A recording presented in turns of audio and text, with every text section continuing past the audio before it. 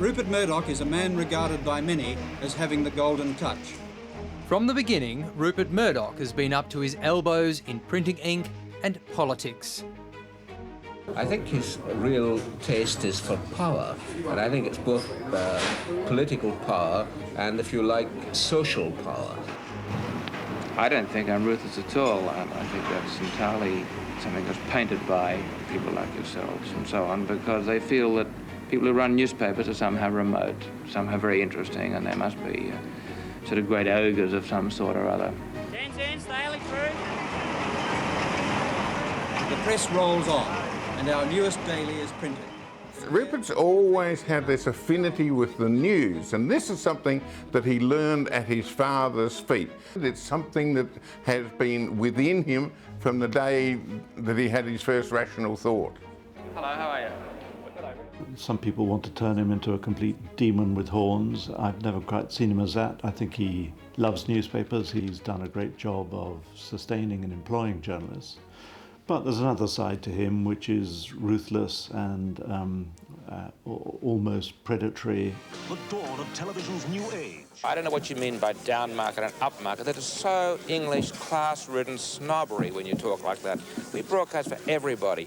There is a lot of media and choice and creative opportunities that have existed because of the path he has chosen and taken a lot of risk to do it, a lot of personal risk. Rupert Murdoch's career as a media owner began in Adelaide in 1952. He now sells newspapers in every state, claiming nearly 1 in 2 Australian adults as readers each week. He's a TV owner too.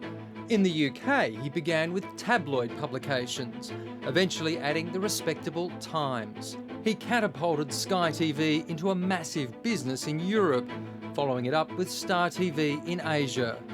In America, he also started with tabloids, later securing his jewel, the Wall Street Journal. Along the way, he built a multimedia cash cow, 21st Century Fox, with TV and movies. 50,000 people call him their boss, and his media has a potential reach of more than half the world's population.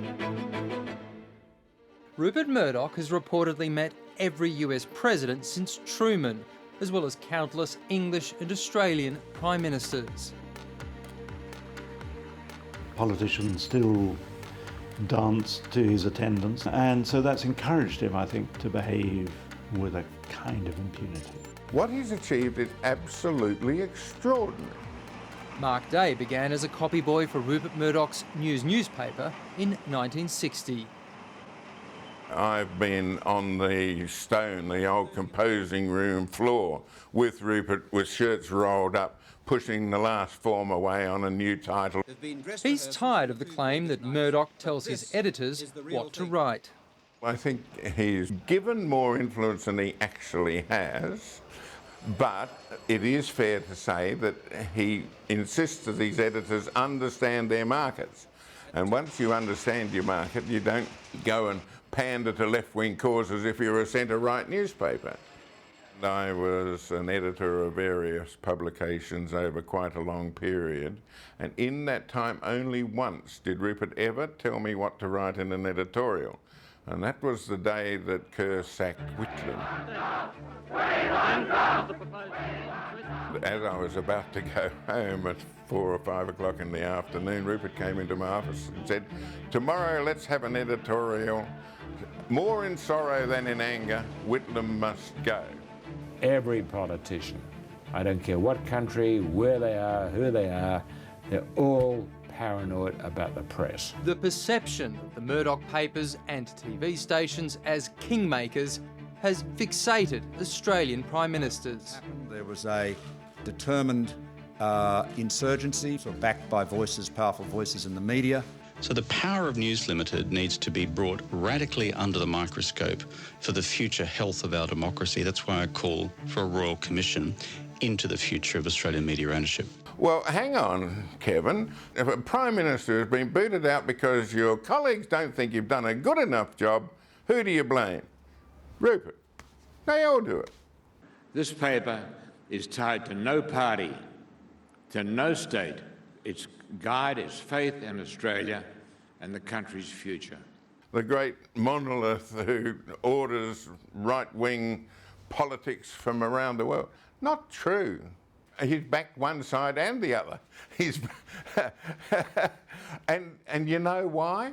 Because he has genuinely felt at the time, and I can say this from my discussions with him at the time, who is capable of doing the best job for the country.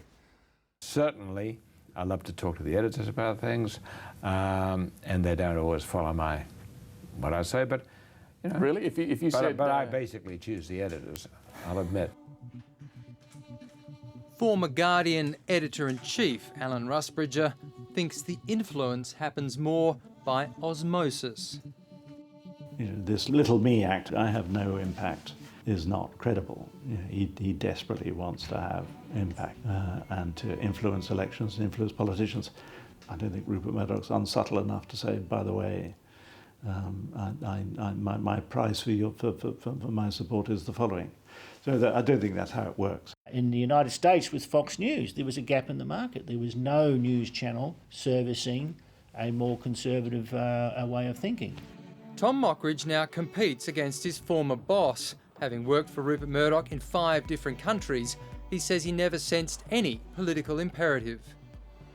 So it's been more about a business direction, putting more choice into the market, employing more journalists, investing in more news and information. It's a positive thing for diversity. I don't think Murdoch really cares about media plurality.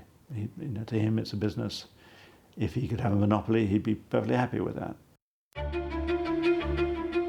But despite recent success, the past decade has cast a shadow over Mr. Murdoch's legacy. These actions do not live up to the standards that our company aspires to. The company admitted that they'd been involved in criminal wrongdoing and no one was fired. Why was that? Murder victims, terrorist victims who've had their phones hacked is quite disgraceful. You're not responsible. Who is responsible? The people that I trusted.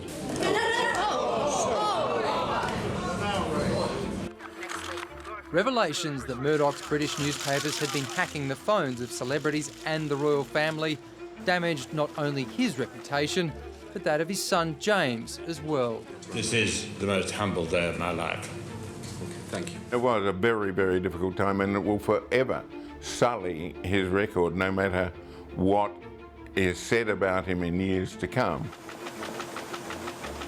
There were only 2 possibilities. One was that this was a criminal cover-up, or this was an organisation that had grown so large that it was barely in control. News International descended from the gutter to the sewers. The News of the World closed. A former editor went to jail, but other top lieutenants were cleared. His response in the end is to put the 2 people back in charge of it who were running it at the time. And I think a lot of people felt that was like a kind of 2 fingers, you know, to do what you like. I make my rules, this is my company. Rupert Murdoch is now 87 years old. His eldest son, Lachlan, reportedly more politically conservative than his father, is taking the helm. Lachlan's been operating under the radar a bit. Lachlan's been calling the shots a lot more than Rupert in recent years, particularly in the Australian market. And, you know, it's a kind of knee-jerk reaction to blame Rupert, but in fact, Lachlan's running the show these days, at least here. Rupert Murdoch is cashing in. He offloaded Sky TV in Europe for $15 billion in September. Even bigger still, Disney is buying 21st Century Fox for $71 billion.